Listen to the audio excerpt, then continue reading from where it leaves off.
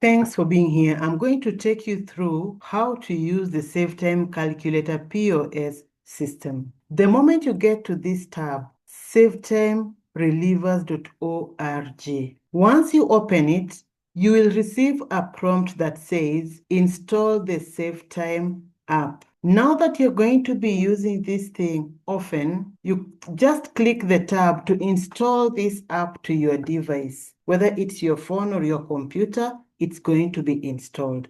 The moment that has already happened, then you come here and sign up. Click this tab, then just come here and sign up. Enter all the required details and click the register button. After you've done that, you'll need to go to your email address, the one that you provided during registration. Once you go there, you'll find a link there. Click that link. That is what will help you gain access to this app. The moment you have done that, come back here. Now you'll be having the app on your device. So just come back here, and this time around, you're going to log in. You'll meet these two tabs on this page. One is for personal or business access. The other one is for staff or employee. We'll talk about staff or employee later on. So right now you're going to click this tab because you're the owner, you're the one signing up for this. Then it will bring you here to the login page. Then you log in with those credentials that you created during registration.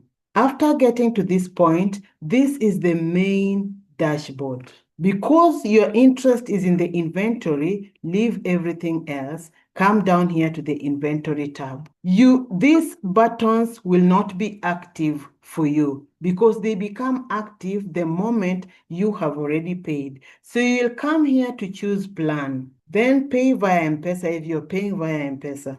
Leave the calculator plans alone. Come down here to the inventory plans. Always make sure you choose the correct plan. Choose the solo branch. This is the one we are going to use as an example, where you pay 479 shillings per month or 5,380 per year. So let's try paying per month. Pay monthly via M-Pesa. You enter your phone number here. Then once you've entered your phone number here, always make sure that you choose the solo branch. Remember, that is the plan that you're paying for. Make sure you choose the correct plan, the one you're paying for. Then you click pay via M-Pesa. The moment you do that, you'll receive a prompt on your phone to pay. And I believe you're used to doing that, so it is going to be very easy for you. After you have paid, just wait until that window closes. It will bring you back to this dashboard. Then come back to the inventory tab. When you click this tab, this time around, you will find the buttons are all active, okay? Because you've already paid for that month or for that period. The first thing you're going to do once you are here is to go to the Manage Branches button. Here you will add a branch, but I'm not going to add one and then you save. Once you've done that, you will see the branch over here. Then you go back to the inventory home. Then you'll add branch users. After adding branch users, then now you add the suppliers. There are people who supply you with your products. Either you go purchase by yourself or they bring them to your shop. Then you click here to add suppliers. Once you've clicked here, you just click the add supplier button, then add them one by one. But I'm not going to do that. It's very simple. Let's go back to the inventory home. Now you have the branch, you have the branch users, you have the suppliers. Now you need the products. You'll come here to the add new products, then add your products one by one. In simple terms, it's just the way supermarkets operate. If your product is so sensitive with expiries, then you'll need to fill out this slot and this slot as well. But if it's not, you just leave those slots blank. Then you choose the specific supplier who supplies you with that product, okay? You just start, the moment you start typing, they come up and then you pick the correct supplier who supplies you with that product. Then you click add product. You're going to add products according to their prices. It's not a general thing. Maybe there's something that has different measurements.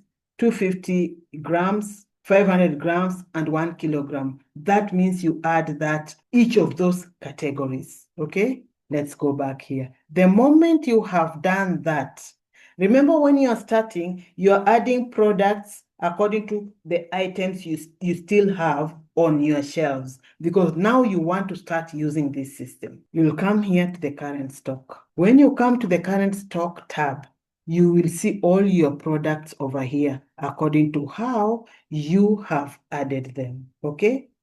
You look at them before you ever start selling. Look at them and ensure that you've added them correctly, including the pricing, the cost price and the selling price, please, so that you don't end up making mistakes. In case you realize there's a mistake there, you will come here to the Manage Products tab, and assuming the mistake was on this particular one, you just click this edit button. The moment you click the edit button, it has brought forth the product, okay? So if the pricing was the problem, there was an issue, you just make your adjustments over here and update the product. But I'm not going to do that right now, okay? You really have to check and ensure that you've entered the correct your items correctly. Then after adding your products and confirming that everything is correct the way it should be, you can begin to sell the items. You sell the items through here. You can either sell cash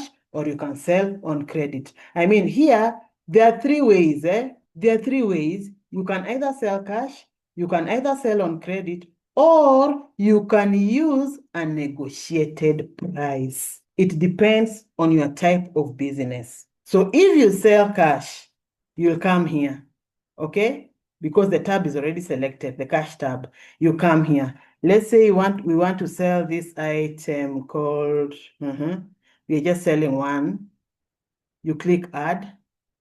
And as you can see, they will be listed here and the totals will be totaling up. Then the moment you have been paid that money, wait for that payment, because the moment you click complete sale, that payment will have that sale will have gone through, and it will adjust records in every page. So if it's a mistake, it's really an uphill task going back to rectify the mistake, okay? So make sure you have been paid if you're being paid. If you are not being paid for it, maybe you are selling on credit, you will use this tab to sell on credit, okay? So if you're using this tab to sell on credit, it means you'll complete the sale even without being paid yet. When you complete a sale without being paid yet, for instance, let's add something else to this. Let's say we are selling how many of this? We are selling 6. I hope I have that in stock. But we're not selling on retail. We are also selling on via a negotiated price, okay? The retail is 350. Then this person needed you to negotiate the price. So you went down to 330, okay? And you're selling 6 of them. Then you click add. So it is 6 by 330, which comes to this. So the total sale, this total sale is 2530, okay? You're selling on credit. For the cash, it's very simple. You're selling on credit, so you complete the sale. You enter the customer name here. Let's enter who? Let's call this person Jacinta. And then let's just enter a pseudo phone number, okay? Then you confirm the credit, okay? Then you click OK. You've already made that sale. All that stock has already left your store, because in the real sense, it has actually left. But if you want to check that particular credit, you come back here. Because it's a credit sale, as you can see, Jacinta is here with a total of 2530, okay? Because it's a credit sale, sorry, it goes through the debtor's records. That is someone who owes you. And as you can see here, the ones in red are the ones who are still unpaid. They have not paid anything yet. These ones over here have partially paid. When someone completes the payment on a particular month, theirs goes down here. But once we roll over to the next month, the completed payments will not show here, okay? Now, let's make a partial payment for Jacinta. Jacinta comes and pays you 1530. 1,000 1,530. This one helps you track your debts. You'll never lose track. Jacinta has paid 1,530. As you can see, Jacinta is no longer here because Jacinta has partially paid. So Jacinta has come here. Jacinta has paid 1,530. The balance is 1,000.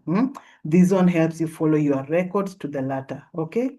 Then let's assume Jacinta comes again and pays you the balance of 1,000. They pay via M-Pesa. You can write the M-Pesa number there if you like. If you come here, Jacinta is also no longer here again. So Jacinta is now down here with a completed payment and a balance of 0. This is a balance column. Okay. That is how that particular page works. That is good enough to help you get started. I already showed you, this is a reporting page for your current stock. This is a stock movement page where you see, you can always use this tab to check a particular item like this one. You can see the movement on a particular date. We sold this number, blah, blah, blah. It helps you plan, okay? This is the stock card. Yeah, you can also, here you also need to search per item, of course. You want to know how this stock moves. You had an opening balance of this. Now you have a balance of 7 because you have sold all this on these particular dates, okay? And then down here, it gives you the summary. You opened with 17. Your total stock is 17 because you did not receive any. You've sold 10. No adjustments, no reversals. So you have a balance of 7. Then this is a sales report page. Very simple, okay?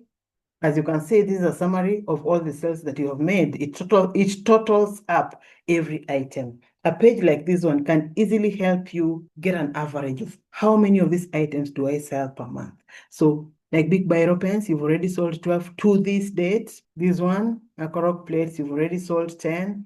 Bolero water bottles, you've already sold 6 to this date.